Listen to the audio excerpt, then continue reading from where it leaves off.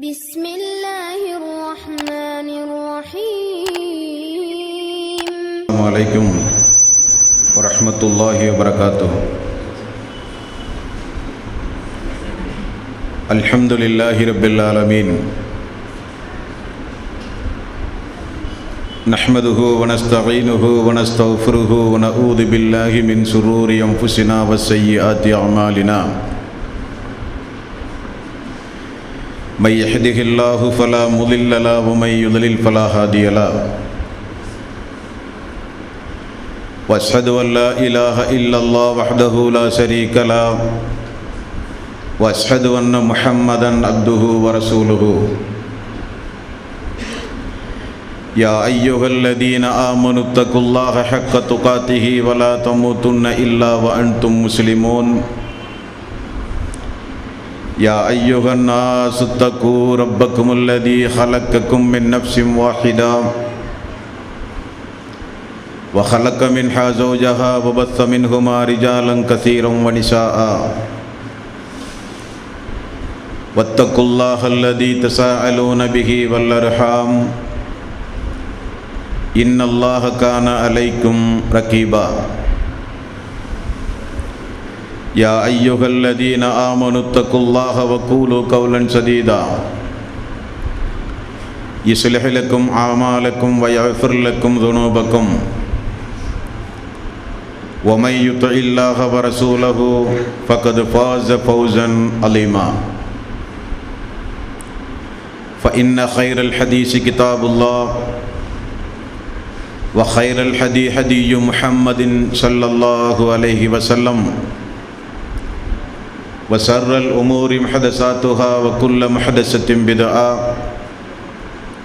وكل بدعة ضلالة وكل ضلالة في النار. வார்த்தைகளில் சிறந்தது அல்லாஹ்வினுடைய வார்த்தை என்றும், வழிகாட்டுதலில் சிறந்தது நபிகள் நாயகம் ஸல்லல்லாஹு அலைஹி வஸல்லம் அவர்களுடைய வழிகாட்டுதல் என்றும், காரியங்களில் மிக மிக கெட்டது மார்க்கங்களில் பித்அத்துகளை உண்டாக்குவது, ஒவ்வொரு பித்அத்தான காரியங்களும் வழிகேடுகள் அனைத்தும் உங்களை நரகில் கொண்டு போய் சேர்க்கும் என்று நபிகள் நாயகம் ஸல்லல்லாஹு அலைஹி வஸல்லம் அவர்கள் தங்களுடைய ஒவ்வொரு சொற்பொழிவின் துவக்கத்திலும் இந்த மனித சமுதாயத்திற்கு நினைவுறுத்தியதை சிறப்புமிக்க இந்த ரமலானுடைய மாதத்தில் அல்லாஹ்வினுடைய ஆலயத்தில் ஒன்று கூடி இருக்கின்ற உங்களது சிந்தனையிலும் அந்த நபிமொழியை நினைவுபடுத்தி எனது உரையை ஆரம்பம் செய்கிறேன். இணை வைத்தல், பித்அத்துகள், அனாச்சாரங்கள், மூட பழக்க வழக்கங்கள், சடங்கு சம்பிரதாயங்களை விட்டும் அமல்களை பாழாக்கி மறுமை நாளில் நரகத்திற்கு அழைத்து செல்லுகின்ற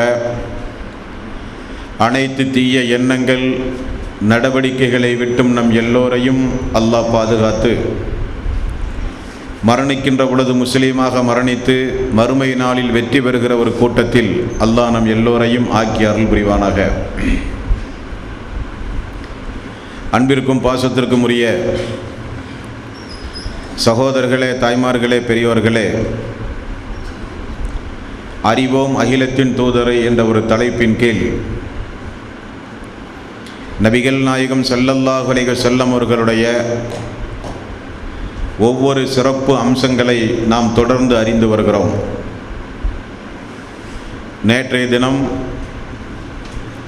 நபிகள் நாயகம் ஸல்லல்லாஹு அலைஹி வஸல்லம் தன்னுடைய வாழ்நாளில் யாரிடத்திலும் புகழை விரும்பவோ,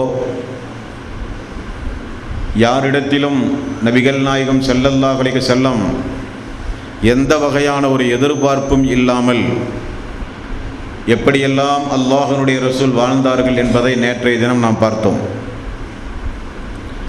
வரம்பு மீறி மக்கள் புகழும் பொழுதெல்லாம் யதார்த்தமாக மக்கள் பயன்படுத்துகிற வாசகம் கூட அல்லாஹ்வுக்கு நிகராக தன்னை மக்கள் ஆக்கிவிடக்கூடாது என்பதற்காக அல்லாஹ்வுடைய ரசூல் கண்டித்த விதங்களை எல்லாம் நேற்றைய தினம் நாம் பார்த்தோம். இன்றைக்கு நபிகள் நாயகம் ஸல்லல்லாஹு அலைஹி வஸல்லம் அல்லாஹ்வுடைய ரசூல் என்பதைப் போல மிகப்பெரிய ஒரு ஆட்சி தலைவராகவும் அல்லாஹ்வுடைய ரசூல் இருந்தார்கள்.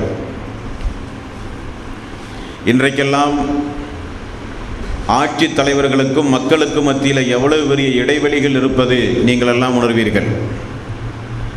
சாதாரண எந்த ஒரு குடிமகனும் எந்த ஒரு ஆட்சி தலைவரையும் போய் நேரில் பார்த்து விட முடியாது. ஓட்டு கேட்க வேண்டுமானால் மக்களை சந்திக்க வருவார்கள். தேர்தலில் வெற்றி பெற்ற பிறகு மக்களை விட்டும் அவர்கள் தூரமாக வாழ்வார்கள்.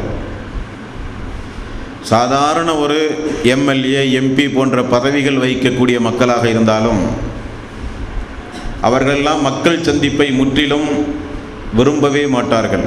மக்கள் சந்திக்கவும் முடியாது. நபிகள் நாயகம் ஸல்லல்லாஹு அலைஹி வஸல்லம் இந்த பூ உலகில் பாரசீக மன்னர்களும் ரோமாபுரி சக்கரவர்த்திகள் எல்லாம் உலகத்தை ஆண்டு கொண்டிருக்கிற அந்த காலத்தில்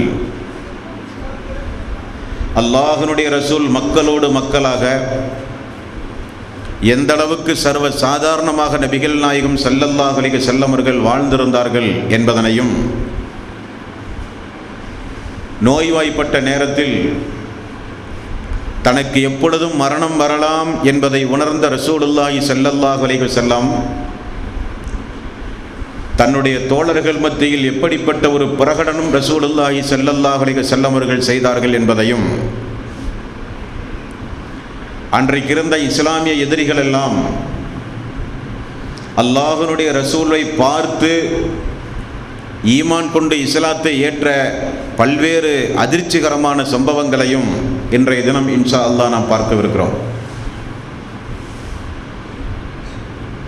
ஒரு கிராமவாசி, அவர் அப்பொழுதுதான் முதலில் நபிகள் நாயகம் ஸல்லல்லாஹு அலைஹி வஸல்லம் அவர்களை சந்திக்க வருகிறார். அப்படி சந்திக்க வருகின்ற அந்த கிராமவாசி அல்லாஹ்வுடைய ரசூலுடைய சபைக்கு வந்தவுடனே பயந்து நடுநடுங்க ஆரம்பித்து விடுகிறார்.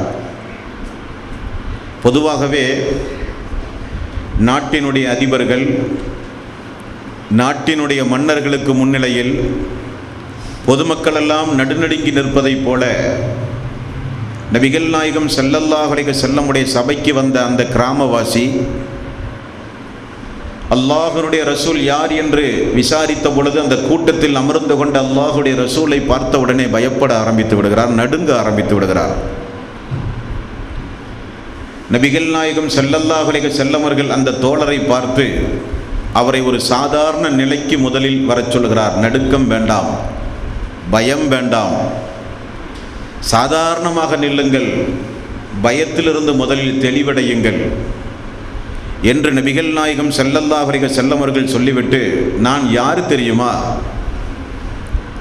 காய்ந்த பேரித்தம்பழங்களையும் உலர்ந்த இறைச்சிகளையும் உண்டு வாழ்ந்த குறைசி பெண்மணிக்கு பிறந்த அப்துல்லாவுடைய மகன் ஆமினா, அப்துல்லாவுடைய மனைவி ஆமினாவுக்கு பிறந்தவன் நான். எனது தந்தை அப்துல்லா, எனது தாய் ஆமினா. நான் ஒரு சாதாரண குறைசி குலத்தில் பிறந்த ஒரு மனிதன். இப்படியெல்லாம் நீங்கள் என்னை பார்த்து பயப்பட வேண்டிய அவசியமில்லை என்று ரசூலுல்லாஹி ஸல்லல்லாஹு அலைஹி வஸல்லம் அவர்கள் கூறி நடுநடுங்கி நின்ற அந்த தோழரை அல்லாஹ்வுடைய ரசூல் சகஜ நிலைக்கு கொண்டு வந்தார்கள் என்கிற செய்தி இப்னு மாஜா என்கிற கிதாபில் 3303வது நபிமொழியாக நம்மால் பார்க்க முடிகிறது. அன்பர்களே, யாராவது அல்லாஹ்வுடைய ரசூலை பார்க்க வேண்டும் என்று வந்தால் உங்களில் யார் முஹம்மது என்று விசாரிப்பார்களாம். இதோ அமர்ந்து கொண்டிருக்கிறார், இவர்தான் அல்லாஹ்வுடைய ரசூல் என்று மக்கள் சொல்லுகிற வகையில்தான் மக்களோடு மக்களாக எந்த வகையிலும் தனித்து விளங்காமல் விசாரித்து கேட்டு அறிகிற வகையில்தான் நபிகள் நாயகம் ஸல்லல்லாஹு அலைஹி வஸல்லம் பள்ளி வாயிலிலே அமர்ந்து கொண்டிருப்பார்கள் என்று அல்லாஹ்வுடைய ரசூலுடைய வாழ்க்கை வரலாற்றை பார்க்கிறோம். அவருடைய பணியாளர் அனஸ் ரலியல்லாஹு அன்ஹு அவர்கள் சொல்லுகிற செய்தி புகாரியில் 5809வது நபிமொழியாக நீங்கள் பார்க்கலாம். நானும் அல்லாஹ்வுடைய ரசூலும் மதீனாவில் அப்படியே நடந்து போய் கொண்டிருந்தோம். நபிகள் நாயகம் ஸல்லல்லாஹு அலைஹி வஸல்லம் நஜ்ரான் நாட்டிலே இருந்து கொண்டு வரப்பட்டிருந்த ஒரு சிறிய ஒரு போர்வையை அல்லாஹுடைய ரசூல் மேலே போர்த்தி இருந்தார்கள். நாங்கள் நடந்து போய் கொண்டிருப்பதை பார்த்து ஒரு கிராமவாசி நபிகள் நாயகம் ஸல்லல்லாஹு அலைஹி வஸல்லம் அவருடைய கழுத்திலே இருக்கிற அந்த துண்டை பிடித்து இழுத்து விட்டார். எதற்காக வேண்டி இழுத்தார் என்று பார்க்கும்போது, முஹம்மதே, அல்லாஹ் உங்களுக்கு வழங்கிய செல்வத்திலே இருந்து எங்களுக்கு கொஞ்சம் தாருங்கள். பைத்துல் மாலிலே பணம் கேட்கிறார். அரசாங்க சொத்து, அரசாங்க நிதியிலே இருந்து நாட்டினுடைய குடிமக்கள் அரசாங்க சொத்தை கேட்ட விதம், கழுத்தினுடைய துண்டை பிடித்து இழுத்து, அல்லாஹ்வுடைய செல்வத்தை எங்களுக்கு நீங்கள் கொஞ்சம் தாருங்கள். எங்களுடைய குடும்பம், எங்களுடைய கிராமத்து மக்கள் ஏழை எளியவர்களாக இருக்கிறார்கள். நபிகள் நாயகம் ஸல்லல்லாஹு அலைஹி வஸல்லம் திரும்ப பார்த்து சிரித்துவிட்டு, பைத்துல் மால் பராமரிப்பை செய்து கொண்டிருக்கிற தோழர்களுக்கு அல்லாஹுடைய ரசூல் கட்டளையிட்டார்கள், அவருக்கு வேண்டியதை கொடுத்து அனுப்புங்கள். இது ஒரு கதையல்ல. 1400 ஆண்டுகளுக்கு முன்னால் அரபுலகமே நடுநடுங்கிக் கொண்டிருந்த ஒரு சக்கரவர்த்தியினுடைய வாழ்க்கை வரலாறு. இப்படியும் அல்லாஹ்வுடைய ரசூல் ஆட்சி செய்த இந்த மனித சமுதாயத்திற்கு காட்டி கொடுத்திருக்கிறார்கள். அவர்தான் அல்லாஹ்வுடைய ரசூல் என்று தெரிந்தும் பைத்துல் மாலில் பணம் கேட்கிறார். கொடுத்த கடனை கேட்க வந்தவர் அல்ல. பைத்துல் மாலில், பைத்துல் ஜக்காத்தில், அரசாங்க நிதியிலிருந்து தன்னுடைய ஏழ்மை நிலையை சொல்லி பொருளாதாரம் கேட்கிற நிலை இந்த நிலை. அனஸ் ரலியல்லாஹு அன்ஹு அவர்கள் சொல்கிறார்கள், அல்லாஹ்வுடைய ரசூலுடைய கழுத்தில் அந்த ஆடையினுடைய தழும்பு விழுந்து விட்டது. அந்த அளவுக்கு பிடித்து இழுத்திருக்கிறார் அந்த கிராமவாசி. இழுத்த உடனே ரசூலுல்லாஹி ஸல்லல்லாஹு அலைஹி வஸல்லம் அவர்கள் தன்னை பற்றி நினைத்து பார்த்தார். தான் அல்லாஹ்வுடைய ரசூல், ஆட்சி தலைவர் என்பதையெல்லாம் அல்லாஹ்வுடைய ரசூல் கொஞ்சம் தூரமாக வைத்து, எல்லா மனிதர்களும் ஒரே போல் இருக்க மாட்டார்கள். கோபப்படுகிற மக்கள் இருப்பார்கள், புத்தி குறைந்த மக்கள் இருப்பார்கள், குறும்புத்தனம் அதிகமுள்ள மக்கள் இருப்பார்கள், எப்பொழுதும் நம்முடைய கோபத்தை தூண்டுகிற மக்கள் இருப்பார்கள், நளினமில்லாத மக்கள் இருப்பார்கள், பொறுமையை இழந்த மக்கள் இருப்பார்கள், எதற்கெடுத்தாலும் கோபப்படுகிற மக்கள் இருப்பார்கள். எல்லா மக்களுடைய செயல்பாடுகளையும் உள்வாங்கி கொண்டு உலகத்தில் வாழ்கிற மக்கள்தான் மூமின்கள், சிறந்தவர்கள். அந்த அடிப்படையை ரசூலுல்லாஹி ஸல்லல்லாஹு அலைஹி வஸல்லம் அவர்கள் போதிக்கிறார்கள். வந்து இழுத்து தன்னை வீதியில் வைத்து கேவலப்படுத்துவதை காட்டிலும் வந்தவருடைய அறிவு, அவருடைய பாங்கு, அவருடைய சுபாவம் அல்லாஹ்வுடைய ரசூல் உடனே புரிந்து கொண்டு, கிராமப்புறத்திலிருந்து வந்தவர் அப்படித்தான் நடந்திருப்பார் என்று சர்வ சாதாரணமாக நபிகள் நாயகம் ஸல்லல்லாஹு அலைஹி வஸல்லம் அந்த காரியத்தை பொறுத்து கொண்டார்கள் என்ற ஹதீஸ்களிலே பார்க்கிறோம். ஒரு நாள் பாருங்கள், சஹாபாக்கள் எல்லாம் ஒரு சபையிலே அமர்ந்து கொண்டிருக்கிறார்கள். 4 பேர் மத்தியில் நமக்கு ஒரு கேவலமோ, நம்முடைய தன்மானத்திற்கு ஒரு இலக்கு ஏற்படுகிற வகையில் நமக்கு ஒரு சம்பவமோ நடந்தால் சாதாரணமாக யாரும் அதை ஜீரணிக்க முடியாது. ரசூலுல்லாஹி ஸல்லல்லாஹு அலைஹி வஸல்லம் அவர்களுக்கு நடந்த ஒரு சம்பவத்தை பாருங்கள். புகாரியில் 2306வது நபிமொழி. இவரும் ஒரு மனிதர் தான், ஒரு கிராமவாசி. அவர் ஓடி வந்து கடினமான வாசகத்தை ரசூலுல்லாஹி ஸல்லல்லாஹு அலைஹி வஸல்லம் அவர்களை பார்த்து பயன்படுத்தி விடுகிறார். வாசகம் என்ன என்ற ஹதீஸுகளில் இல்லை, ஆனால் அது ஒரு பாரதூரமான வாசகம் என்பதை சஹாபாக்களுடைய நடவடிக்கையை வைத்து நம்மால் புரிந்து கொள்ள முடிகிறது. அவர் அப்படி பேசியவுடன் சஹாபாக்கள் எழுந்து அவரை தாக்க முற்பட்டார்கள் என்று அடுத்த வரி வருகிறது ஹதீஸில். எல்லா சஹாபாக்களும் ஓடிப்போய் அவரை தாக்க விடுகிற அளவுக்கு ஒரு கடுமையான சொல், தடினமான ஒரு சொல்லை ரசூலுல்லாஹி ஸல்லல்லாஹு அலைஹி வஸல்லம் அவர்களை பார்த்து சொல்லிவிடுகிறார். சபையை அமைதிப்படுத்தினார்கள் அல்லாஹ்வுடைய ரசூல். அவர் கடன் கொடுத்தவர். அவரிடமிருந்து ரசூல் ஸல்லல்லாஹு அலைஹி வஸல்லம் அரசாங்கத்திற்காக, பொதுப்பணிக்காக, ஏழை எளிய மக்களுக்காக அவரிடமிருந்து அல்லாஹ்வுடைய ரசூல் கடன் வாங்கியிருந்தார். அவகாசம் நீண்டு போனது. அதை கேட்க வந்தவர் கொஞ்சம் கடினமாக நடந்து கொள்கிறார். நபிகள் நாயகம் ஸல்லல்லாஹு அலைஹி வஸல்லம் அவர்கள் உடனே மக்களுக்கு சொன்னது, கொடுத்தவருக்கு கேட்கும் உரிமை உண்டு, கொடுத்தவருக்கு கேட்கும் உரிமை உண்டு. அவரிடத்தில் நாம் கடன் வாங்கி இருக்கிறோம். ஆகவே அவரிடம் எந்த வயது உடைய ஒட்டகம் வாங்கி இருந்தோமோ அந்த ஒட்டகத்தை பைத்துல் மாலிலே இருந்து அவருக்கு எடுத்துக் கொடுங்கள். சஹாபாக்கள் ஓடி போய் பார்த்தால் யார் ரசூலல்லாஹ் அதிக வயதுடைய ஒட்டகம் தான் உண்டு. அவரிடம் வாங்கியது சிறிய வயதுடைய ஒட்டகம். நபிகள் நாயகம் ஸல்லல்லாஹு அலைஹி வஸல்லம் அங்கேயும் சொன்னார்கள், வாங்கிய கடனை அழகுபட திரும்ப கொடுப்பவர் மனிதர்களில் சிறந்தவர்கள் என்றார்கள் ரசூலுல்லாஹி ஸல்லல்லாஹு அலைஹி வஸல்லம். 4 பேர் மத்தியில் இப்படி நடந்து விட்டானே என்று கோபம் வருவதற்கு பகரமாக அப்படி நடக்க அவருக்கு உரிமையுண்டு என்கிற உரிமையை ரசூலுல்லாஹி ஸல்லல்லாஹு அலைஹி வஸல்லம் நிலைநாட்டினார்கள் என்றால் எவ்வளவு பெரிய ஒரு பாடம் நமக்கு. யாரிடமிருந்தாவது நாம் கடன் வாங்குவதாக இருந்தால் 1000 முறை நாம் செல்வோம். கடன் கைக்கு வந்த பிறகு கொடுத்தவரை 1000 முறை நாம் தேடி நடக்க வைப்போம். இதுதானே நாட்டிலே இருக்கிற மரபு. அல்லது கடன் வாங்கினால் அந்த கடனை திரும்ப கொடுக்காமல் இருக்க என்னென்ன வழிவகைகள் உண்டுமோ எல்லா வழிவகைகளையும் செய்வோம். தலைமறைவாக வாழ்வோம், பொய் பேசுவோம், முடிந்தால் மிரட்டுவோம், முடிந்தால் வாங்கிப்பார் என்று சொல்லுவோம். என்னென்னவெல்லாம் அராஜகமெல்லாம் இந்த உலகத்திலே நடக்கிறது. ரசூலுல்லாஹி ஸல்லல்லாஹு அலைஹி வஸல்லம் நான் ஆரம்பத்தில் சொன்னதைப் போல பட்டினியும் பசியுமாக இருந்தும் தனது குடும்பத்திற்காக யாரிடத்திலும் போய் கடன் கேட்கவில்லை. அடமானத்தை யூதனிடத்தில் போர் கவசத்தை அடமானமாக யூதனிடத்தில் வைத்து கொஞ்சம் உணவுப் பொருளை வாங்கினாரே தவிர கடனாக அல்லாஹுடைய ரசூல் யாரிடத்திலும் வாங்கவில்லை. என்ன காரணம்? கடனை விட்டும் அல்லாஹ்விடத்தில் பாதுகாப்பு தேடியவர் அல்லாஹுடைய ரசூல். யாராவது பசியோடு, யாராவது யாசகம் கேட்டு, யாராவது துன்பப்பட்டு, யாராவது கிராமப்புறங்களில் இஸ்லாத்தை தழுவி வறுமையோடு அல்லாஹ்வுடைய சபைக்கு வந்தால், யாராவது காசு பணம் இருந்தால் கொஞ்சம் கொடுங்களேன் என்று அல்லாஹுடைய ரசூல் மக்களுக்காக வாங்கிய கடன் கேட்ட முறையை பார்த்தீர்களா? கடுமையான வாசகத்தை பயன்படுத்தி அவர் கேட்டார். சஹாபாக்கள் எல்லாம் ஆத்திரம் அடைந்தார்கள் என்று நாம் பார்க்கிறோம். இந்த நேரத்தில் ரசூலுல்லாஹி ஸல்லல்லாஹு அலைஹி வஸல்லம் அவர்கள் ஒரு ஆட்சியினுடைய தலைவராக இருந்தார், அல்லாஹ்வுடைய தூதராக இருந்தார்.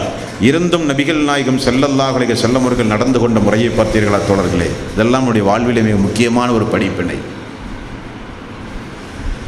கைபர் என்கிற இடத்தை ரசூல் ஸல்லல்லாஹு அலைஹி வஸல்லம் அவர்கள் வெற்றி கொண்டார்கள் என்று நாம் இந்த உரையிலே தொடர்ந்து நாம் அறிந்தோம். ஹிஜ்ரி 7ஆம் ஆண்டு அந்த கைபரை ரசூல் ஸல்லல்லாஹு அலைஹி வஸல்லம் அவர்கள் வெற்றி கொண்ட பிறகு அந்த கைபர் என்கிற அந்த இடத்தில் சவாத் ரலியல்லாஹு அன்ஹு அவரை அதிகாரியாக ரசூல் ஸல்லல்லாஹு அலைஹி வஸல்லம் அவர்கள் நியமித்தார்.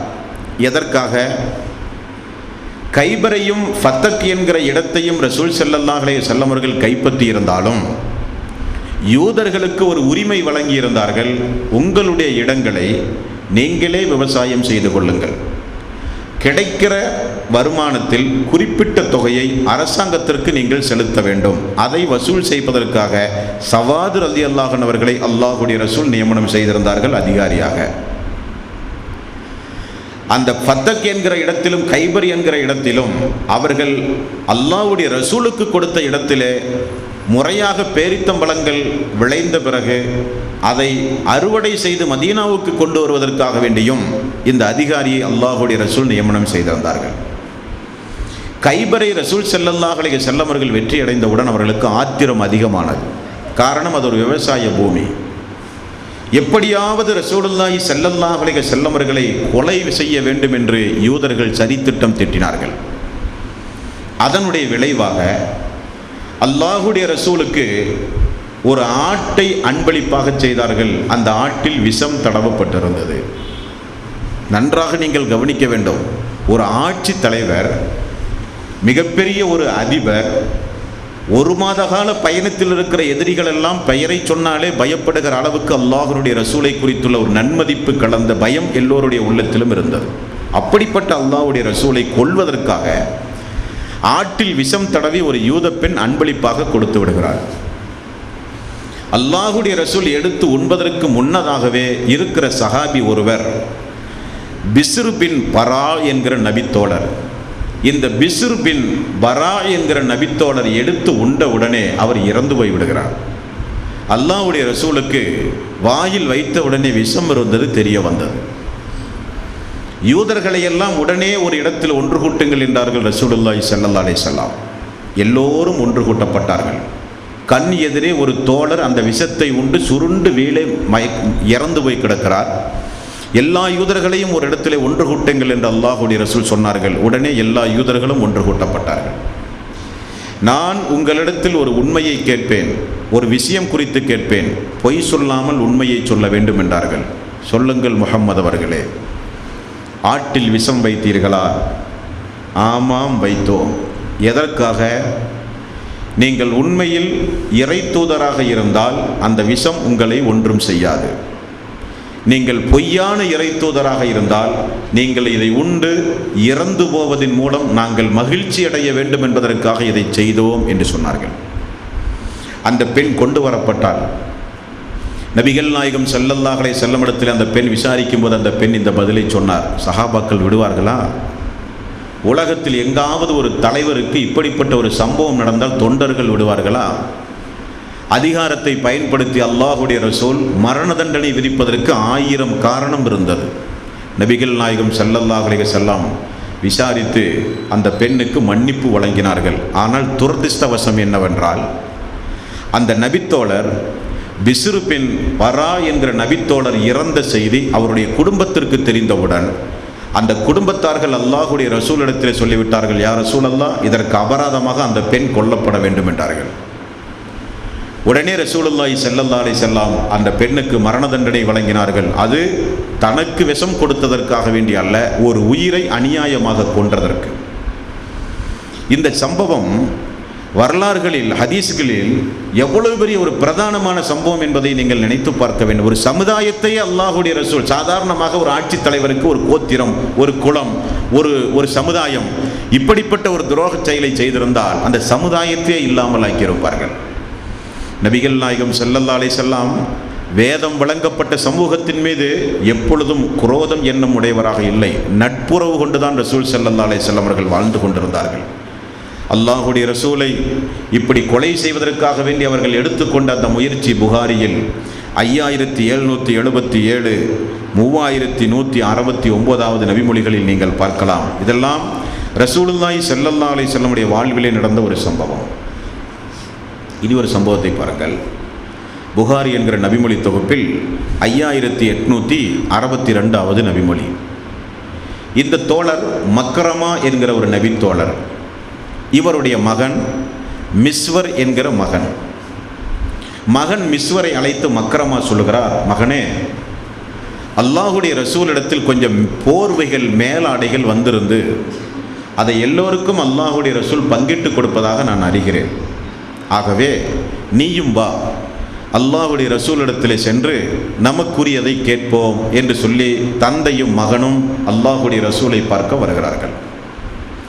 தந்தை மக்ரமா ரசூலுல்லாஹி ஸல்லல்லாஹு அலைஹி வஸல்லம் வீட்டுக்கு பக்கத்தில் வந்தவுடனே, மகன் மிஸ்வரே, என் அருமை மகனே, அல்லாஹ்வுடைய ரசூலை போய் கூட்டிட்டு வானுங்கிறார். மகன் பயந்துட்டார். என் அருமை தந்தையே, உங்களுடைய தேவைக்காக நான் போய் அல்லாஹ்வுடைய ரசூலை போய் வீட்டுக்குள்ளே போய் கூப்பிட முடியுமா என்று பயப்படுகிறார் மகன். தந்தை சொல்கிறார், மகனே, நபிகள் நாயகம் ஸல்லல்லாஹு அலைஹி வஸல்லம் அவர்கள் ஒரு சர்வாதிகாரி அல்ல. அவர் மக்களை பயமுறுத்தி அடக்கி ஆளுகின்ற ஒரு சர்வாதிகாரி அல்ல. நம்முடைய தலைவர் நபிகள் நாயகம் ஸல்லல்லாஹு அலைஹி வஸல்லம் போய் கூப்பிடுங்கிறார். மகன் போய் பாப்பா வந்த விஷயத்தை சொன்ன உடனே நபிகள் நாயகம் ஸல்லல்லாஹு அலைஹி வஸல்லம் வெளியே வந்து, மக்ரமா, இது உங்களுக்குரிய போர்வை, நான் எடுத்து வைத்திருந்த போர்வை என்று நபிகள் நாயகம் ஸல்லல்லாஹு அலைஹி வஸல்லம் அவர்கள் கொடுத்தார்கள் என்று நாம் பார்க்கிறோம். அப்படியானால் சாதாரண ஒரு நாட்டிலே இருக்கிற குடிமகன் தனது தேவையை, தனக்கு இருக்கிற உரிமையை ரசூலுல்லாஹி ஸல்லல்லாஹு அலைஹி வஸல்லம் அவர்களை சந்தித்து கேட்டு பெறுகிற வகையில்தான் அல்லாஹ்வுடைய ரசூல் ஆட்சி ஆண்டார்கள். மக்களோடு மக்களாக தன்னுடைய வாழ்வை அல்லாஹ்வுடைய ரசூல் கழித்தார்கள். தேடி வந்த தோழரை வீட்டிலிருந்து வெளியே வந்து அவருக்குரிய பொருளை கொடுத்து கண்ணியப்படுத்தி இருக்கிறார்கள் என்றால் அந்த மக்கள் எப்படி ரசூல் ஸல்லல்லாஹு அலைஹி வஸல்லம் அவர்களை பார்த்தார்கள், எப்படி பழகினார்கள், எந்த அளவுக்கு நிதர்சனமாக ரசூலுல்லாஹி ஸல்லல்லாஹு அலைஹி வஸல்லம் அவர்கள் வாழ்ந்திருக்கிறார்கள் பார்த்தீர்களா அல்லாஹ்வுடையார்களே. ஆகவேதான் நபிகள் நாயகம் ஸல்லல்லாஹு அலைஹி வஸல்லம் வாழ்க்கை வரலாற்றை எழுதுகிற எல்லோரும், அல்லாஹ்வுடைய ரசூலுடைய வாழ்க்கை வரலாற்றை எழுதுகிற எல்லோரும் இஸ்லாமிய மார்க்கத்தை பாதி பேர் தழுவியே விட்டார்கள். என்ன காரணம்? அந்த அளவுக்கு அப்பலுக்கிற்றாத ஒரு வாழ்வு, அந்த அளவுக்கு தூய்மையான ஒரு வாழ்வு. அவர்கள் எல்லா ஆட்சி தலைவர்களையும் வரலாற்றிலே பார்க்கிறார்கள். அதேபோல் ரசூல் ஸல்லல்லாஹு அலைஹி வஸல்லம் அவர்கள் இருப்பார்கள் என்று பார்த்தால் வழக்கத்திற்கு மாற்றமாக நபிகள் நாயகம் ஸல்லல்லாஹு அலைஹி வஸல்லம் அந்த அளவுக்கு ஒரு எளிமையான வாழ்வை வாழ்ந்தார்கள் என்று நாம் பார்க்கிறோம். சஹாபாக்களோடு ரசூலுல்லாஹி ஸல்லல்லாஹு அலைஹி வஸல்லம் அவர்கள் வாழும்போது முஆத் பின் ஜபல் ரலியல்லாஹு அன்ஹுடைய வாழ்வில் நடந்த ஒரு சம்பவத்தை பாருங்கள். அஹ்மத் என்கிற நபிமொழி தொகுப்பில் 21,040வது நபிமொழி. முஆத் பின் ஜபல் அவர்கள் சொல்கிறார், யமன் நாட்டுக்கு என்னை ரசூல் ஸல்லல்லாஹு அலைஹி வஸல்லம் கவர்னராக நியமித்து என்னை வழியனுப்புவதற்காக ரசூல் ஸல்லல்லாஹு அலைஹி வஸல்லம் அவர்கள் வந்தார்கள். ஊரினுடைய எல்லை துல்ஹுலைபா வரை வந்து என்னை ரசூல் ஸல்லல்லாஹு அலைஹி வஸல்லம் வழி அனுப்பினார்கள். எப்படி வழி அனுப்பினார்கள் தெரியுமா? நான் ஒட்டகத்திலே அமர்ந்து கொண்டிருந்தேன். அல்லாஹ்வுடைய ரசூல் ஒட்டகத்துடைய கடிவாளத்தை பிடித்து நடந்தே வந்தார்கள். நான் சொன்னேன், யா ரசூலல்லாஹ், நீங்கள் ஏறி உட்காருங்கள், நான் வேண்டுமானால் கீழே நடந்து வருகிறேன். வேண்டாம் முஆத், நீங்கள் மேலே இருங்கள் என்று சொல்லி தன்னுடைய தோழரை ஒட்டகத்தின் மீது அமர வைத்து அல்லாஹ்வுடைய ரசூல் கீழே நடந்து மதீனாவிலே இருந்து துல்ஹுலைபா என்பது ஊரினுடைய எல்லை 7 கிலோமீட்டர், சற்றேறக்குறைய 8 கிலோமீட்டர் நடந்தே ரசூல் ஸல்லல்லாஹு அலைஹி வஸல்லம் அவர்கள் வருகிறார்கள். அவருக்கு மேல் இருந்தால் மேலே அவருக்கு இருப்பு கொள்ளலை. அல்லாஹ்வுடைய ரசூல் நடந்து வரும்போது நாம் மேலே உட்காரலாமா? வேற வழியே இல்லாமல் முஆத் பின் ஜபல் ரலியல்லாஹு அன்ஹு நான் ஒட்டகத்தில் அமர்ந்து அல்லாஹ்வுடைய ரசூல் என்னை கால்நடுக்க நடத்தி கூட்டிகிட்டு வந்த அந்த சம்பவம். ஊருடைய எல்லை வந்தவுடன் ரசூலுல்லாஹி ஸல்லல்லாஹு அலைஹி வஸல்லம் அவர்கள் என்னை பார்த்து சொன்னார்கள், முஆதே, அடுத்த வருடம் நீ என்னை சந்திக்க முடியாது. மரண அறிவிப்பு. முஆதே, அடுத்த வருடம் என்னை நீ சந்திக்க முடியாது. எனது பள்ளிவாசலையோ என்னுடைய கபரையோ தான் நீங்கள் பார்க்க முடியும் என்று சொன்னார்கள். நான் அழுக ஆரம்பித்து விட்டேன். ரசூலுல்லாஹி ஸல்லல்லாஹு அலைஹி வஸல்லம் அவர்களை நான் பார்த்தேன். சொல்லிவிட்டு அல்லாஹ்வுடைய ரசூல் திரும்ப கூட பார்க்காமல் நடந்து சென்றார்கள். நான் அழுது கொண்டே யமன் நாட்டுக்கு சென்றேன் என்கிற ஒரு சம்பவம் அஹ்மத் என்கிற நபிமொழி தொகுப்பில் 21,040வது நபிமொழியாக பார்க்க முடிகிறது என்றால் யாருடைய வாழ்வோடும் ரசூல் ஸல்லல்லாஹு அலைஹி வஸல்லம் அவர்களை ஒப்பிடவே முடியாது. யாருடைய வாழ்வோடும், எந்த ஒரு ஆன்மீகவாதியுடைய வாழ்வோடும், ஆட்சித் தலைவருடைய வாழ்வோடும் அல்லாஹ்வுடைய ரசூலை மட்டும் ஒப்பிட்டே பேச முடியாது.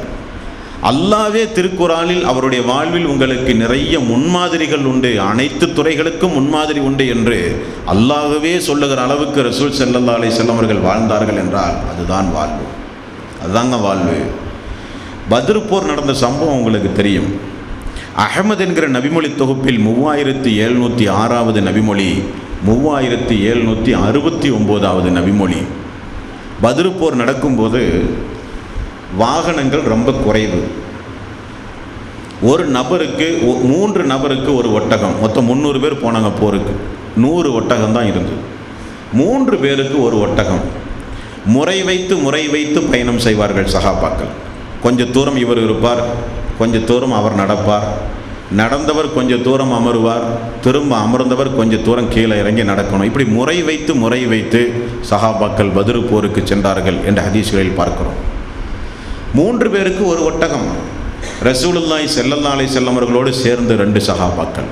அவருடைய பெயர் ஒன்று அலி ரலியல்லாஹு அன்ஹு, ஒன்று அபு லுபாபா ரலியல்லாஹு அன்ஹு. 3 பேரும் பயணமாகும்போது ரசூல் ஸல்லல்லாஹு அலைஹி வஸல்லம் அவர்கள் நடக்க வேண்டிய முறை வந்தது. சஹாபாக்கள் சொன்னார்கள், யா ரசூலல்லாஹ், நீங்கள் நடக்க வேண்டாம், உங்களுக்கு பதிலாக நாங்களே நடக்கிறோம் யா ரசூலல்லாஹ், உங்களுடைய முறைக்கு நீங்கள் மேலேயே அமருங்கள் அல்லாஹ்வுடைய ரசூலே என்று சொன்னபோது ரசூலுல்லாஹி ஸல்லல்லாஹு அலைஹி வஸல்லம் அந்த மக்களை பார்த்து சொன்ன பதில், என்னை விட நீங்கள் ஒரு வகையிலும் வலிமையுடையவர்கள் அல்ல, நான் மக்கள் மத்தியில் எந்த தேவையுடையவனும் அல்ல, ஆகவே நான் நடக்கத்தான் செய்வேன் என்று அல்லாஹ்வுடைய ரசூல் அவருடைய முறை வரும் பொழுது பத்ர் போர்க்களம் வரை அல்லாஹ்வுடைய ரசூல் நடந்தே சென்றார்கள் சஹாபாக்களை அமர வைத்து. என்றால் அந்த நேரத்தில் நபிகள் நாயகம் ஸல்லல்லாஹு அலைஹி வஸல்லம் போர் தளபதி. கொஞ்சம் யோசிச்சு பாருங்கள், போர் தளபதி என்று வரும்பொழுது கொஞ்சம் விசேஷமான வாகனம், விசேஷமான படைபட்டாலும், விசேஷமான கொஞ்சம் பந்தாவான ஒரு ஏற்பாடு, இதெல்லாம் இருப்பது நாட்டினுடைய மரபு. அப்படித்தான் இருக்க வேண்டும். தளபதிகள் அப்படித்தான் பாதுகாக்கப்பட வேண்டும். ஆனால் நபிகள் நாயகம் ஸல்லல்லாஹு அலைஹி வஸல்லம் எல்லோருக்கும் என்ன உரிமையோ, எல்லோருக்கும் என்ன முறையோ, அந்த முறைப்படி எனக்குரிய முறை வரும் பொழுது நான் நடப்பேன், நீங்கள் அமருங்கள், உங்களை விட நான் வலிமையானவன் என்றார்கள் ரசூலுல்லாஹி ஸல்லல்லாஹு அலைஹி வஸல்லம் அவர்கள் என்று நாம் பார்க்கிறோம். அன்பானவர்களே, மக்காவுக்கும் யமனுக்கும் போகிற வழியில் அல் யமாமா என்கிற ஒரு பகுதி உண்டு. அந்த யமாமா என்கிற பகுதியில் பனு ஹனீஃபா என்கிற ஒரு கூட்டத்தார்கள் வசித்து வந்தார்கள். மக்காவுக்கும் யமனுக்கும் போகிற வழியில் உள்ள அல் யமாமா. அல் யமாமா என்கிற அந்த சமூகத்தினுடைய தலைவர் யார் என்றால் சுமாமா என்கிற ஒரு தோழர். நஜ்ரான் என்கிற நாட்டை நோக்கி ரசூல் ஸல்லல்லாஹு அலைஹி வஸல்லம் ஒரு கட்டத்தில் படையெடுக்க சொல்லும்போது இவரை சஹாபாக்கள் கைது செய்து கொண்டு வருகிறார்கள். இந்த சுமாமா என்கிற இந்த தோழர் கைது செய்யப்பட்டு பள்ளியில் கொண்டு வந்து கட்டப்படுகிறார். மக்கள் எல்லாம் தொழுது கொண்டு போவார்கள். மக்கள் சாதாரணமாக மதீனாவை பொறுத்த வரையில் அதுதான் பாராளுமன்றம், அதுதான் ஒரு சுப்ரீம் கோர்ட். மக்களுக்கு தண்டனை கொடுக்கிற இடம், விசாரணை நடத்துகிற இடம், ஜனாசா தொழுகை நடத்துகிற இடம், தீர்ப்பு சொல்லுகிற இடம், கைதிகள் கட்டப்படுகிற இடம் எல்லாம் அங்கு தான். அங்கு வைத்து தான் போர் பொருள் பங்கிடப்படும். இப்படி பிரம்மாண்டமான ஒரு ஏற்பாடு மஸ்ஜித் நபவியில் இருந்தது. சுமாமா என்கிற கைதி கொண்டு வந்து கட்டப்பட்டார். வருகிற போகிற மக்கள் எல்லாம் பார்த்து கொண்டு போவார்கள். ரசூல் ஸல்லல்லாஹு அலைஹி வஸல்லம் ஒரு நாள் பள்ளியில் தொழுது முடித்து அவரிடத்தில் போய், சுமாமா, என்ன நிலையில் இருக்கிறீர்கள், உங்களுடைய போக்கு என்ன என்று கேட்டார்கள். சுமாமா அவர்கள் சொன்னார்கள், நான் நல்லதையே கருதுகிறேன் முஹம்மதே, நீங்கள் என்னை கொன்றால், அவர் சொல்லுகிற ஸ்டேட்மெண்ட்டிலிருந்து, அறிவிப்பிலிருந்து தெரிகிறது அவர் பெரிய ஒரு கொடுமைக்காரர் என்று தெரிகிறது. அவர் சொல்லுகிறார், முஹம்மது அவர்களே, நீங்கள் என்னை கொன்றால் கொல்லுவதற்கு தகுதியானவன் தான் நான். இது யாரும் சொல்லவில்லை, எந்த சஹாபியும் சொல்லவில்லை, அவரே சொல்லுகிறார், கொல்லுவதற்கு தகுதியானவன் தான் நான். அதே நேரத்தில் என்னை நீங்கள் மன்னித்து விட்டால் என்னை போல நன்றி கடனோடு நடக்குகிற ஒரு மனிதனையும் நீங்கள் பார்க்க முடியாது. உங்களுக்கு வேண்டுமானால் செல்வம் எவ்வளவு வேண்டுமானாலும் நீங்கள் கேளுங்கள், நான் வாரி வாரி தர தயாராக இருக்கிறேன் என்று சுமாமா சொல்லுகிறார். ரசூல் ஸல்லல்லாஹு அலைஹி வஸல்லம் இதை அவரிடத்தில் எதிர்பார்க்கவில்லை, பேசாமல் சென்று விடுகிறார். இரண்டாவது நாள் அதே போல் தொழுகை முடிந்த ரசூல் ஸல்லல்லாஹு அலைஹி வஸல்லம் இடத்துல போய், சுமாமா, என்ன உங்களுடைய மனசில் நினச்சிட்டு இருக்கிறீங்கன்னு கேட்குறார். யார் சொல்லுங்க, நேற்று சொன்னதைத்தான் நான் சொல்லுகிறேன் முஹம்மது அவர்களே, நேற்று சொன்னதைத்தான் நான் சொல்லுகிறேன். நீங்கள் கொலை செய்தால் அதற்கு தகுதியானவன் தான் நான், மரண தண்டனை ஏற்றுக்கொள்கிறேன், மன்னித்து விட்டால் நன்றி கடனோடு இருப்பேன், செல்வம் வேண்டுமானாலும் தருகிறேன். 3 நாளும் இதைத்தான் சொல்லுகிறார். 4வது நாள் ரசூலுல்லாஹி ஸல்லல்லாஹு அலைஹி வஸல்லம் சுமாமாவை அவிழ்த்து விடுங்கள் என்று சொல்கிறார். அல்லாஹ்வுக்கு, அல்லாஹ்வுடைய ரசூலுக்கு அல்லாஹ் தஆலா வஹி அனுப்பினான் போலும், சுமாமாவை அவிழ்த்து விடுங்கள். அவிழ்க்கப்பட்ட அவர் பேரித்தம்பழ தோட்டத்திற்குள் ஓடி சென்று குளித்து உடனே வந்து அஷ்ஹது அல்லா இலாஹ இல்லல்லாஹ் அஷ்ஹது அன்ன முஹம்மது ரசூலுல்லாஹ் சொல்லி இஸ்லாத்தை ஏற்றுக்கொள்கிறார். ஏற்றுக்கொண்ட உடனே ரசூலுல்லாஹி ஸல்லல்லாஹு அலைஹி வஸல்லம் அவர்களை பார்த்து சொன்னார், அல்லாஹ்வுடைய ரசூலே, உம்ராவுக்கு பயணமாக இருக்கும் பொழுது உங்களுடைய தோழர்கள் என்னை கைது செய்து கொண்டு இங்கே கொண்டு வந்து விட்டார்கள். இப்பொழுது நான் ஒரு உம்ரா செய்யட்டுமா என்று கேட்கிறார்கள். ரசூல் ஸல்லல்லாஹு அலைஹி வஸல்லம் சந்தோஷ வார்த்தைகளை சொல்லி நற்செய்திகளோடு அவரை வழி அனுப்புகிறார். சுமாமா நபிகள் நாயகம் ஸல்லல்லாஹு அலைஹி வஸல்லம் அவர்களை பார்த்து சொன்ன வார்த்தை என்ன தெரியுமா? அல்லாஹ்வுடைய ரசூலே, உலக மக்களுடைய முகங்களில் உங்களுடைய முகத்தை காட்டிலும் ஒரு வெறுப்புக்குரிய முகம் எனக்கு ஒரு கட்டத்தில் இருந்தது. மிக வெறுப்புக்குரிய முகமாக உங்களுடைய முகம் இருந்தது. ஆனால் இன்றைக்கு எல்லா மனிதர்களுடைய முகங்களை காட்டிலும் உங்களுடைய முகம் எனக்கு மிக மிக பிரியத்திற்குரிய முகம். இஸ்லாம் என்றாலே மிகப்பெரிய ஒரு வெறுப்புக்குரியதாக எனக்கு இருந்தது. எல்லா மதங்களை காட்டிலும், மார்க்கத்தை காட்டிலும் இஸ்லாம் என்றால் எனக்கு ஆத்திரம் வரும். ஆனால் இன்றைக்கு அனைத்து மதங்களை காட்டிலும் இந்த மார்க்கத்தை நான் விரும்புகிறேன், நேசிக்கிறேன் யா ரசூலல்லாஹ் என்று சுமாமா அவர்கள் சொல்லி உம்ராவுக்கு செல்கிறார். மக்கா போற காட்டுத்தீயை போல பரவிவிட்டது. மக்காவில் இருக்கிற ஒரு மனிதர் வந்து கேட்கிறார், சுமாமா, நீ மதம் மாறி விட்டாயாமே என்று கேட்கிறார். உடனே பதில் சொல்கிறார், நான் மதம் மாறவில்லை, அல்லாஹுவையும் அல்லாஹுடைய ரசூலையும் ஏற்றுக்கொண்டு நான் முஸ்லீமாக மாறிவிட்டேன். உங்களுக்கு ஒன்றை நான் சொல்லவா? அல்லாஹ் மீது சத்தியமாக நான் சொல்கிறேன், யமாமாவிலே இருந்து ஒரு நெல் கோதுமை கூட இனி உங்களுக்கு நான் வழங்க மாட்டேன், அல்லாஹ்வுடைய ரசூல் கட்டளையிடும் வரை என்று சொன்ன செய்தி அஹமது என்கிற நபிமொழி தொகுப்பில், புகாரி என்கிற நபிமொழி தொகுப்பிலும், முஸ்லீம் என்கிற நபிமொழி தொகுப்பிலும், முஸ்லீம் என்கிற நபிமொழி தொகுப்பில் 3623, புகாரியில் 4372, நசை என்கிற நபிமொழி தொகுப்பில் 189, 328. இந்த நபிமொழிகளை தொகுத்து படித்து பார்த்தால் இந்த சுமாமா அவர்களுடைய அந்த ஒரு அறிக்கை, அவர் நடந்து கொண்ட முறையை நீங்கள் தெளிவாக புரியலாம். இங்கே நீங்கள் கூர்ந்து ஒரு விஷயத்தை கவனிக்க வேண்டும். இவர் ஒரு கொடுமைக்காரர். ஆகவே தான் சஹாபாக்கள் கைது செய்து கொண்டு வந்திருக்கிறார்கள். என்னை நீங்கள் கொலை செய்தால் அதற்கு நான் உரிமையானவன் தான் என்று அவரே ஒத்துக்கொள்கிறார். அப்படிப்பட்ட சுமாமா இஸ்லாத்தை தழுவுவதற்கு அங்கே என்ன நடந்தது? கைதியாக பள்ளியில் ஒரு தூணிலே கட்டப்பட்டிருக்கிறார். யாரும் அவரை போய் அடிக்கவோ, இஸ்லாத்தை தழுவித்தான் ஆக வேண்டும் என்று யாரும் போய் நிர்பந்தப்படுத்தவோ, இஸ்லாமிய பிரச்சாரம் அங்கே நடைபெறவோ இல்லை. மக்களை பார்க்கிறார் சுமாமா. அந்த பள்ளியில் வந்திருக்கிற அந்த சஹாபாக்களுடைய வாழ்க்கை வரலாற்றை பார்க்கிறார். தொழுகை நடைபெறுவதை பார்க்கிறார். அல்லாஹ்வுடைய ரசூலை பார்க்கிறார். ஒரு சிறிய ஒரு சங்கடம் கூட தனக்கு ஏற்படாத அந்த நிலையை புரிகிறார். நேரம் அவருக்கு உணவு வழங்கப்படுகிறது, தாகத்திற்கு தண்ணீர் கொடுக்கப்பட்டது. இந்த ஒரு பழக்க வழக்கத்தை பார்த்து நபிகள் நாயகம் ஸல்லல்லாஹு அலைஹி வஸல்லம் அவருடைய இந்த மார்க்கத்தை அவர் ஏற்றுக்கொள்கிறார்கள் என்றால் இது எவ்வளவு பெரிய ஒரு சம்பவம்! நபிகள் நாயகம் ஸல்லல்லாஹு அலைஹி வஸல்லம் அவர்கள் அடக்குமுறையானவர், கத்தி முனையில் இஸ்லாத்தை பரப்பியவர், தன்னை சார்ந்த மக்களை சாராத மக்களை எல்லாம் காட்டுமிராண்டித்தனமான கடுமையான போக்குகளை பின்பற்றி மதத்தை பரப்பியவர் என்றெல்லாம் தப்பும் தவறுமான பிரச்சாரம் செய்கிற மக்கள் இதுபோன்று வாழ்க்கை வரலாறுகளை படித்து பார்க்கும்போது எவ்வளவு பெரிய ஒரு பேர் அதிர்ச்சி அல்லாஹ்வுடைய ரசூலுடைய வாழ்க்கையில். சஹாபாக்களும் அல்லாஹ்வுடைய ரசூலை எந்த தொந்தரவும் அவருக்கு கொடுக்கல. 3 நாளும் ரசூல் ஸல்லல்லாஹு அலைஹி வஸல்லம் அவர்கள் தான் போய் கேட்குறாரு, என்ன ஏதாவது மாற்றங்கள் உண்டுமா, என்ன மனசில் நினச்சிட்டு இருக்கிறேன். அவர் என்ன சொல்கிறாரு? எவ்வளவு வேண்டுமானாலும் செல்வம் தருகிறேன், எவ்வளவு வேண்டுமானாலும் சொத்து தருகிறேன், அதை வேண்டுமானால் நீங்கள் எடுத்துக்கொள்ளுங்கள். காசுக்காக வேண்டிய அல்லாஹ்வுடைய ரசூல் இந்த மனித சமுதாயத்தில் மக்கள் மத்தியிலே வாழக்கூடியவராக இருந்தார். எவ்வளோ பெரிய ஒரு வாய்ப்பு! ஆனால் அல்லாஹ்வுடைய ரசூலுக்கு அது நோக்கமல்ல. பொதுவாகங்க ஒரு எதிரியை களத்தில் சந்தித்து அவரை கொலை செய்வதென்பது ஒரு கட்டம். ஒரு மனிதனை பிரச்சாரம் செய்து உள்ளத்தில் ஒரு மாற்றத்தை உண்டாக்கி திருத்துவதென்பது ஒரு வழிமுறை. இதில் எந்த வழிமுறை சிறந்தது தெரியுமா? திருத்துகிற வழிமுறை தான் சிறந்தது.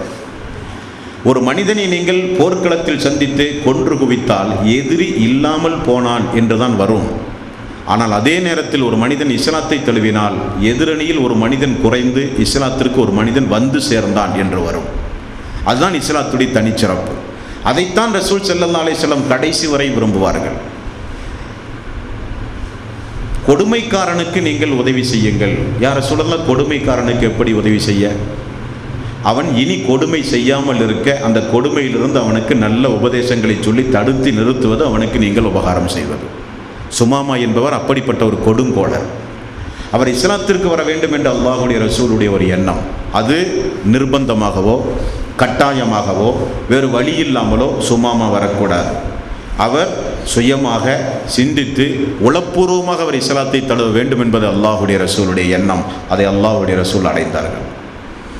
ஹிந்தா என்கிற பெண்மணி யார்? ரலியல்லாஹு அன்ஹா என்று சொல்ல வேண்டிய இஸ்லாத்தை தழுவிய ஒரு பெண்மணி. உஹது போர்க்களத்தில் கணவனும் மனைவியும் சேர்ந்து போட்ட மிகப்பெரிய ரணகலம் இஸ்லாத்தில் மாறவே மாறாது. அவ்வளவு பெரிய இரத்தக்கரை. ஹம்சா ரலியல்லாஹு அவருடைய ஈரலை கடித்து துப்பிய பெண்மணி. உஹது போர்க்களத்தில் அல்லாஹ்வுடைய ரசூலையும் சஹாபாக்களையும் பார்த்து அபூ சுஃபியானும் அவருடைய மனைவியும் சொன்ன வார்த்தை என்ன தெரியுமா? முகம்மதை தெரிந்து கொள்ளுங்கள், உங்களுடைய தோழர்கள் எல்லாம் இன்றைக்கு சித்திரவதை செய்யப்பட்டு கொலை செய்யப்பட்டிருக்கிறார்கள், உறுப்புகள் எல்லாம் சேதப்படுத்தப்பட்டு கொலை செய்யப்பட்டிருக்கிறார்கள். இது என்னுடைய உத்தரவல்ல, இதை நான் சொல்லி அவர்கள் செய்யவில்லை. ஆனால் அந்த சம்பவத்திற்காக வேண்டி நான் வருந்தவும் மாட்டேன் என்றார் அபூ சுஃபியான். அந்த களத்தில் இருந்த ஹிந்தா என்கிற பெண்மணி அல்லாஹ்வுடைய ரசூலுடைய மார்க்கத்தில் இணைந்து கொண்டார். இணைந்து கொண்ட அந்த பெண்மணி சொல்லுகிற வாசகம் என்ன தெரியுமா? ரசூல் ஸல்லல்லாஹு அலைஹி வஸல்லம் அவர்களை பார்த்து புகாரியில் 3625வது நபிமொழி, யா ரசூலல்லாஹ், இந்த பூமிக்கு மேல் வேறு எந்த வீட்டார் கேவலப்படுவதை காட்டிலும் உங்களுடைய வீட்டார் கேவலப்படுவதுதான் எனக்கு விருப்பமானதாக இருந்தது. வார்த்தையை பாருங்கள். இந்த பூமிக்கு மேல் எந்த வீட்டார் கேவலப்பட்டு கூனி குறுகி ஒரு இழிவுக்கு உள்ளாவதை காட்டிலும் உங்களுடைய குடும்பம் கேவலப்படுவதை நான் விரும்பி இருந்தேன். பிறகு இஸ்லாத்தை நான் தழுவிய பிறகு இந்த பூமிக்கு மேல் எந்த குடும்பம் அந்தஸ்தோடு வாழ்வதை காட்டிலும் உங்களுடைய குடும்பம் அந்தஸ்தோடு வாழ்வதை நான் பெரிதும் விரும்புகிறேன் யா ரசூலல்லாஹ் என்று சொன்னார்கள். சுமாமா சொன்னது, அல்லாஹ்வுடைய ரசூலுடைய முகம் எனக்கு இன்றைக்கு பிரியத்திற்குரியதாக மாறி இருக்கிறது. உலகத்திலேயே வெறுப்புக்குரிய முகம், ஆனால் இன்றைக்கு எனக்கு பிரியமான முகம். உலகத்திலேயே எல்லா குடும்பமும் சீரழிவதை காட்டிலும் இந்த குடும்பம் சீரழிய வேண்டும் என்று நான் விரும்பினேன், ஆனால் இன்றைக்கு அந்த குடும்பம் அந்தஸ்தோடு வாழ வேண்டும் என்று நான் விரும்புகிறேன் என்று அல்லாஹ்வுடைய ரசூல் சொல்ல வைத்தார்கள் என்றால் எப்படி சொல்ல வைக்க முடிந்தது? மிரட்டியா, அராஜகத்தை பயன்படுத்தியா? அல்ல.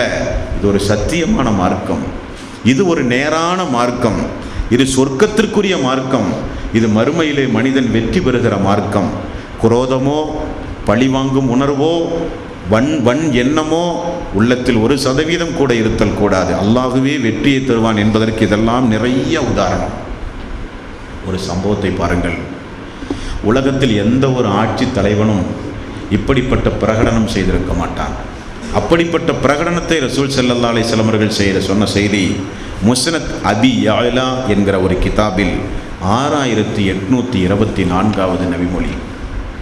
உங்களுக்கு தெரியும், ரசூலுல்லாஹி ஸல்லல்லாஹு அலைஹி வஸல்லம் அரஃபா பேருரை நிகழ்த்தும் போது, இனி அடுத்த முறை இப்படி இந்த மக்களை சந்திக்கிற வாய்ப்பு நமக்கு கிடைக்காது என்பதை புரிந்து ரசூலுல்லாஹி ஸல்லல்லாஹு அலைஹி வஸல்லம் அவர்கள் ஆற்றிய உரையில்,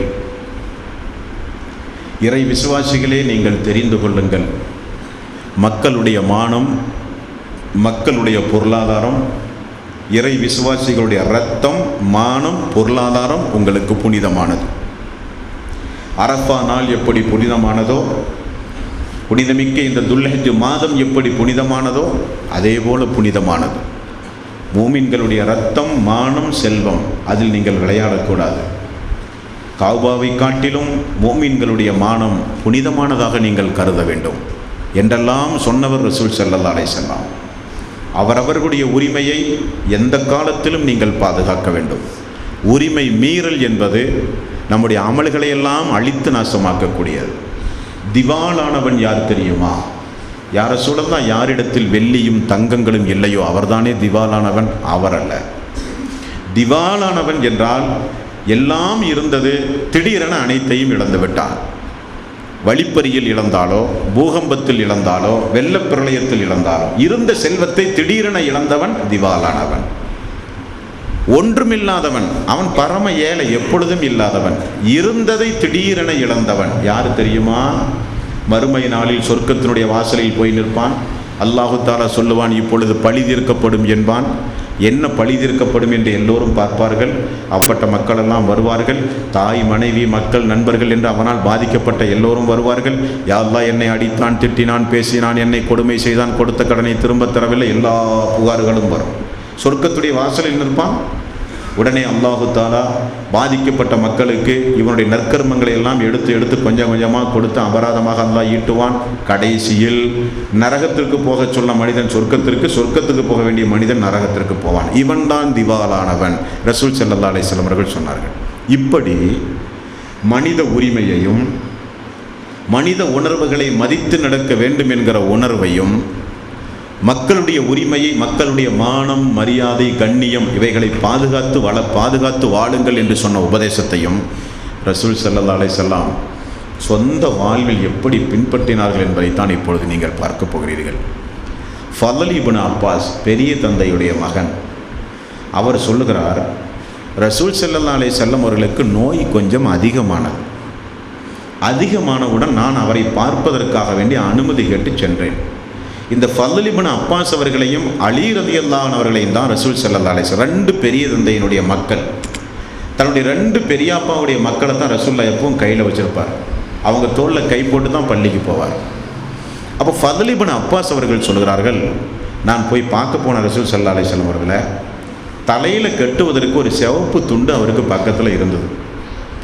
அந்த துண்டை கொஞ்சம் ஈரமாக்கி எனது தலையில் கெட்டு விடுங்கள் என்று சொன்னார்கள். நான் கொஞ்சம் ஈரமாக்கி அல்லாஹ்வுடைய ரசூலுடைய தலையில் அந்த துண்டை நான் கட்டினேன். நபிகள் நாயகம் ஸல்லல்லாஹு அலைஹி வஸல்லம் என்னை பள்ளிக்கு கூட்டிச் செல்லுங்கள் என்றார்கள்.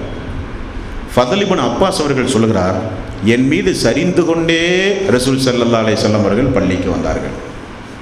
அப்பொழுது பள்ளியில் நிறைய கூட்டம். ஏன் அந்த கூட்டம்? ரசூல் ஸல்லல்லாஹு அலைஹி வஸல்லம் அவர்கள் நோய்வாய்ப்பட்டு கிடக்கிறார். என்ன ஆனது? வருகிற போகிற மக்களிடத்தெல்லாம் போய் விசாரிக்க முடியாது. எப்படி இருக்கிறார்கள் அல்லாஹ்வுடைய ரசூல்? நபிகள் நாயகம் ஸல்லல்லாஹு அலைஹி வஸல்லம் படுத்த படுக்கையாக கிடக்கும்போது நாம் எப்படி வயிறார உண்ணுவது, நாம் எப்படி நம் நிம்மதியாக தூங்குவது என்று சொல்லி வீட்டுக்கும் போகாமல் வியாபாரத்தையும் கவனிக்காமல் அல்லாஹ்வுடைய பள்ளியில் அல்லாஹ்வுடைய ரசூலுடைய வீட்டுக்கு முன்னால் அன்சாரி தோழர்களும் முஹாஜிர்களும் எப்பொழுதுமே அழுது கொண்டே இருக்கிற அந்த சந்தர்ப்பம். ரசூல் ஸல்லல்லாஹு அலைஹி வஸல்லம் அவர்கள் வந்தார்களாம். வந்து கொண்டு அல்லாஹ்வுடைய ரசூல் அந்த மக்களை பார்த்து ஒரு சிறிய உரை நிகழ்த்துகிறார்கள். என்ன உரை? சுபஹானல்லாஹ். எந்த ஒரு ஆட்சி தலைவனானாலும் இந்த ஒரே ஒரு சம்பவத்தை மட்டும் அவர்கள் படித்தால் போதும், ரசூல் ஸல்லல்லாஹு அலைஹி வஸல்லம் அவர்களை குறை சொல்ல மனமே அவர்களுக்கு வராது. அல்லாஹ்வுடைய ரசூலை அவர்களும் நேசிக்க ஆரம்பித்து விடுவார்கள். நபிகள் நாயகம் ஸல்லல்லாஹு அலைஹி வஸல்லம் அந்த மக்களை பார்த்து சொன்னார்கள், உங்களில் எவருடைய மானத்திற்காவது, நானும் மனிதன்தான், எடுத்த உடனே சொல்கிறார்கள், நானும் ஒரு மனிதன்தான், என்ன அல்லாஹ்வுடைய ரசூல் என்கிற கூடுதல் அந்தஸ்து உண்டு, நானும் மனிதனாக உங்கள் மத்தியிலே வாழ்ந்தவன் தான். ஆகவே நான் சொல்லுகிறேன், கொஞ்சம் கவனமாக கேளுங்கள். நான் உங்களில் யாருடைய மானத்தோடு நான் விளையாடி இருந்தாலோ, உங்களில் யாருடைய முடி அளவுக்கு நான் உரிமை மீறி இருந்தாலோ, உங்களில் யாருடைய உடம்புக்காவது நான் வேதனை அளித்திருந்தாலோ, உங்களில் யாருடைய சொத்தில் நான் காசு பணம் வாங்கி தராமல் போயிருந்தாலோ, இதோ இந்த முஹம்மதை உங்களிடத்தில் நான் ஒப்படைத்து விடுகிறேன். இந்த முஹம்மதை இப்பொழுது நீங்கள் அதற்கு பகரமாக பழிதீர்த்து கொள்ளலாம் என்று ரசூல் ஸல்லல்லாஹு அலைஹி வஸல்லம் அவர்கள் சொல்கிறார்கள். சொல்லிவிட்டு ஒரு ஓப்பன் டிக்ளரேஷன் என்ன சொல்கிறார்? இப்படி அல்லாஹ்வுடைய ரசூலை பழிதீர்த்து கொள்ளுங்கள் என்று நான் சொன்னவுடன், பழி தீர்த்தால் அல்லாஹ்வுடைய ரசூலுடைய பகைமைக்கும் கோபத்திற்கும் நாம் ஆளாகி விடுவோமோ என்றும் நீங்கள் அஞ்ச வேண்டாம். எவ்வளவு தெளிவாக ரசூல் ஸல்லல்லாஹு அலைஹி வஸல்லம் அவர்கள் பேசுகிறார்கள். உங்களுடைய உடம்புக்கோ முடி அளவுக்கோ பொருளாதாரத்திற்கோ மானத்திற்கோ கேவலப்படுத்தவோ ஏதாவது ஒரு தீமையை உங்களுக்கு நான் செய்திருந்தால், இதோ இந்த முஹம்மது உங்களிடத்திலே ஒப்படைத்து விடுகிறேன். நான் அப்படித்தான் வந்திருக்கிறேன், பழி தீர்த்து கொள்வதற்கு வந்திருக்கிறேன். நான் இப்பொழுது கணக்கு தீர்க்க, பழி தீர்க்க நான் என்னை உங்கள் மத்தியிலே ஒப்படைத்து விடுகிறேன். பழி தீர்த்தால் அல்லாஹ்வுடைய ரசூல் கோபப்படுவாரோ, பகைமை கொள்வாரோ, வெறுப்பை சம்பாதிக்க வேண்டி வருமோ, யாரும் நினைக்க வேண்டாம். அது என்னுடைய சுபாவமே கிடையாது. பழி வாங்கவோ, கோபம் கொள்ளவோ, குரோத எண்ணம் கொள்ளவோ அது என்னுடைய பண்பும் கிடையாது, என்னுடைய பழக்கமும் கிடையாது. ஆகவே என்னை ஒப்படைத்து விட்டேன், பழி தீர்த்து கொள்ளுங்கள் என்று அல்லாஹ்வுடைய ரசூல் சொன்னார்கள். இரண்டாவது நாளும் ஃபதல் இப்னு அப்பாஸ் சொல்கிறார்கள், முதல் நாள் அல்லாஹ்வுடைய ரசூல் இப்படி சொன்னார்கள், இரண்டாவது நாளும் அல்லாஹ்வுடைய ரசூல் அதே போன்று சொன்னார்கள். ஆனால் இரண்டாவது நாள் கொஞ்சம் கூடுதலாக சொன்னார்கள், பழி தீர்ப்பவரை நான் நேசிக்கிறேன் என்று சொன்னார்கள். பழி தீர்ப்பவரை நான் நேசிக்கிறேன், பழிக்கு பழி வாங்குபவரை இந்த நாளில் நான் நேசிக்கிறேன் என்று ரசூல் ஸல்லல்லாஹு அலைஹி வஸல்லம் இரண்டாவது நாள் கூறினார்கள். ஒரே ஒரு நபித்தோழர் மட்டும் எழுந்து, யா ரசூலல்லாஹ், அன்றைக்கு இந்த மதீனா பள்ளியில் வைத்து யாசகம் கேட்டு ஒரு மனிதர் வந்தார். அப்பொழுது உங்களில் யாரிடமாவது அவருக்கு கொடுக்க ஏதாவது உண்டுமா என்று நீங்கள் கேட்டீர்கள். நான் அன்றைக்கு ஒரு 3 வெள்ளி காசை நான் தந்தேன் யா ரசூலல்லாஹ். அப்படியா? உடனே ஃபதல் அவர்களை அல்லாஹ்வுடைய ரசூல் வீட்டுக்கு அனுப்பி 3 வெள்ளிக்காசுகளை கொண்டு வந்து அந்த தோழருடைய கையில் கொடுத்து மீண்டும் ரசூல் ஸல்லல்லாஹு அலைஹி வஸல்லம் அவர்கள் சொன்னார்கள், முஹம்மதை ஒப்படைத்து விடுகிறேன், பழி தீர்ப்பவர் இல்லையா? முஹம்மதை ஒப்படைத்து விடுகிறேன், பழி தீர்த்து கொள்ளுபவர் இல்லையா என்று ரசூலுல்லாஹி ஸல்லல்லாஹு அலைஹி வஸல்லம் அவர்கள் கேட்டார்கள் என்கிற அந்த செய்தியை நாம் முஸ்னத் அபி யஅலா என்கிற கிதாபிலே பார்க்கிறோம். ஆண்களுக்கு மட்டுமல்ல, குளுமை இருக்கிற பெண்களிடத்திலும் போய் ரசூல் ஸல்லல்லாஹு அலைஹி வஸல்லம் பெண்களையும் பார்த்து இதே வாசகத்தை ரசூல் ஸல்லல்லாஹு அலைஹி வஸல்லம் பெண்களிடத்திலும் கேட்டார்கள் என்று ஹதீஸ்களிலே பார்க்கிறோம்.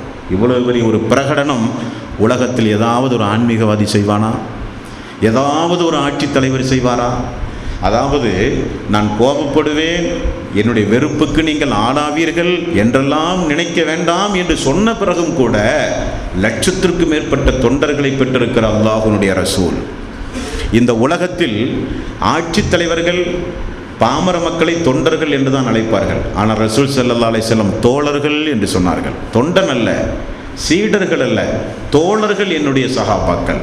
அப்படி பகிரங்கமாக பிரகடனப்படுத்திய பிறகு கூட ஒரு நபித்தோழர் எழுந்து சொன்ன ஒரே ஒரு குறை, 3 வெள்ளிக்காசு வாங்கினீர்கள், அது உங்களுக்காக வேண்டி வாங்கவில்லை.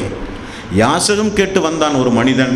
அந்த நேரத்தில் மக்களிடத்தில் யாரிடத்தில் உண்டு என்று கேட்டீர்கள், என்னிடத்தில் உண்டு என்று சொன்ன அந்த கடன், அரசாங்க கடன் எனக்கு கொஞ்சம் வேண்டுமே யார சொல்லலாம்.